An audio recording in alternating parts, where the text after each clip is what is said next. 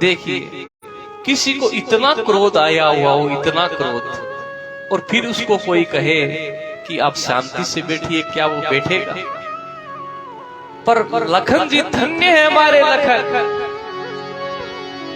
सहे नहीं रघुपति लखनो निवारे, सहे नहीं रघुपति लखन निवारे, सहे नहीं रघुपति लखन निवारे।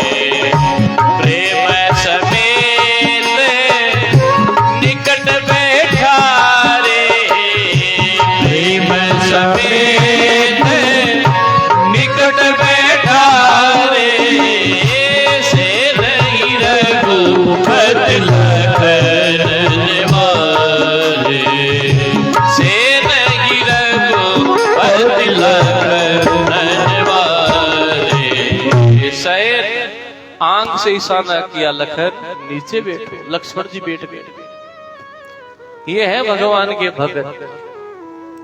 एक भक्त होते हैं बल्ब की तरह, भगवान ने स्विच दिया तो जल गए, भगवान ने स्विच ऑफ किया तो बंद हो गए। एक भक्त होते हैं पंखे की तरह, स्विच दिया तो चले भी तो धीरे धीरे, फिर स्पीड पकड़ेंगे, बंद किया तो बंद भी एक बार में नहीं होगा, धीरे धीरे बंद होगा। लेकिन लखनलाल तो ऐसे भक्त है बल्ब की तरह, जो रघुनाथ जी ने स्विच यूं किया, लखनलाल जी शांत चित्त होके बैठ गए। राम जी की तरफ देखकर गुरुजी कहते हैं, राम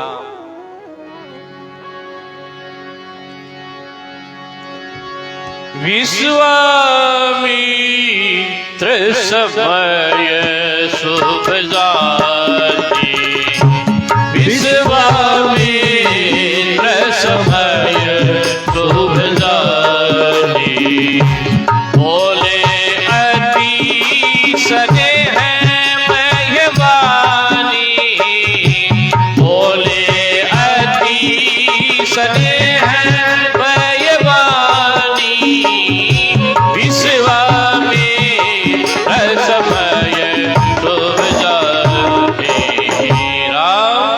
समय अच्छा चल रहा है, उठो उठो राम भंजऊ भवतापा, मेटऊ तात जनक परितापा। राम उठो।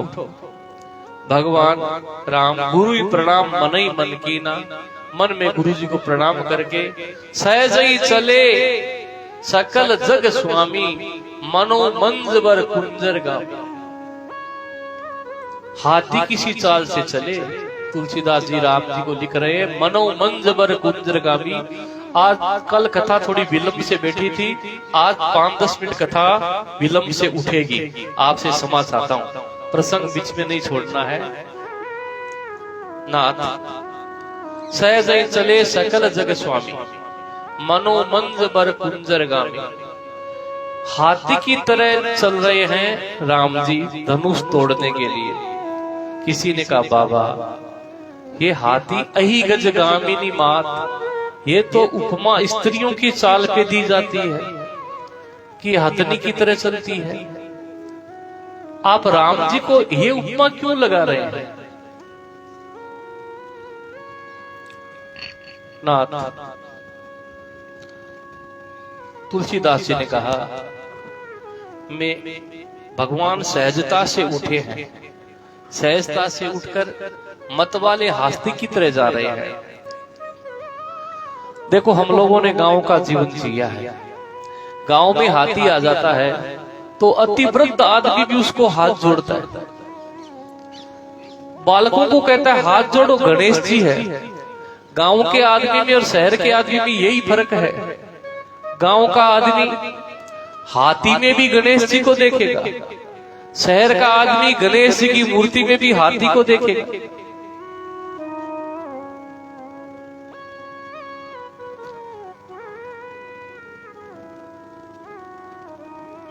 तो जिस प्रकार हाथी के आगे हाथ जोड़े जाते हैं, जितने हाथ हाथी के आगे जोड़े जाते हैं, शायद ही किसी दूसरे के आगे जोड़े जाते होंगे। लेकिन विडंबना भौंकने वाले जितने सारे गांव के कुत्ते उसके पीछे पड़े होंगे, दूसरे किसी के पीछे नहीं पड़ते हैं। लेकिन वो गजराज तो मस्त है, न तो आगे जो हाथ जोड़ के खड़े हैं उनकी तरफ देखकर रुकता है, नो पीछे जो भौंकने वाले पड़े हैं उनकी तरह देखकर खड़े होता है। वो तो मदमस्त चलते रहता है।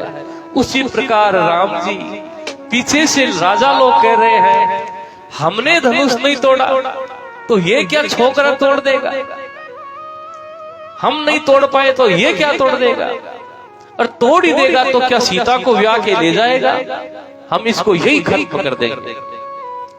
लेकिन राम जी उनकी बात नहीं सुन रहे हैं। सामने सीता जी जयमाल लेके खड़ी है, जनक जी सुनैना जी खड़े हैं, उनकी तरफ भी नहीं देख रहे हैं। सिर्फ मत वाले हाथी की तरह लक्ष्य एक ही है कि गुरुजी ने जो आज्ञा दी है वो पूरी करनी है। इसलिए बाबा लिखते हैं सहज ही चले सकल सुर स्वामी, सहज ही चले सकल सुर स्वामी, मन हो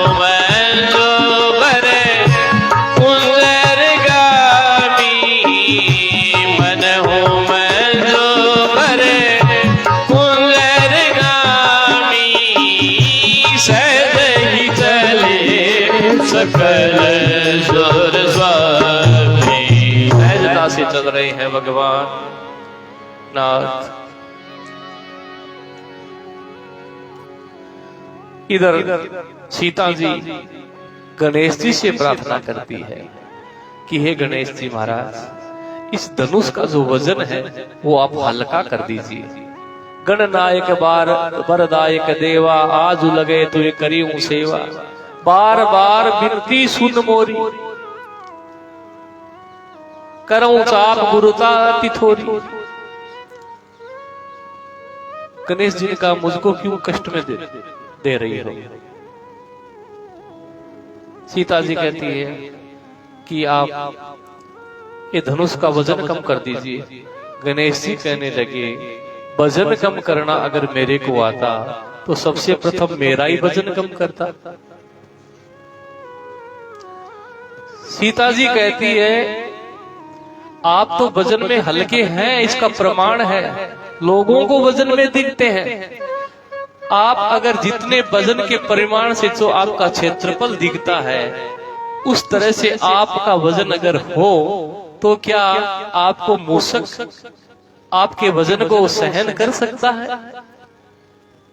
सबसे कोमल जीव चूहा, उसके ऊपर आप बैठते हैं और वो आपको लेके चलता भी है तो उसको तो आपका वजन नहीं लगता। बड़ा सुंदर अर्थ है इसका। सबसे प्रथम किसको पूजा जाए? जिसके संग में चलने से छोटे आदमी को कोई आपत्ति न हो, उनका प्रथम पूजन होना चाहिए। जिनके संग चलने से किसी को भार नहीं लगता हो, उनका प्रथम पूजन होना चाहिए। इसीलिए हम गणेश जी का प्रथम पूजन करते हैं कि चूहे को भार नहीं लग रहा है गणेश जी का। हल्के से हल्के जीव को गणेश जी का भार नहीं लग रहा है। अब तो सबसे प्रार्थना करती है सीता जी और धनुष को कहती है धनुष तुम खुद ही हल्के हो जाओ।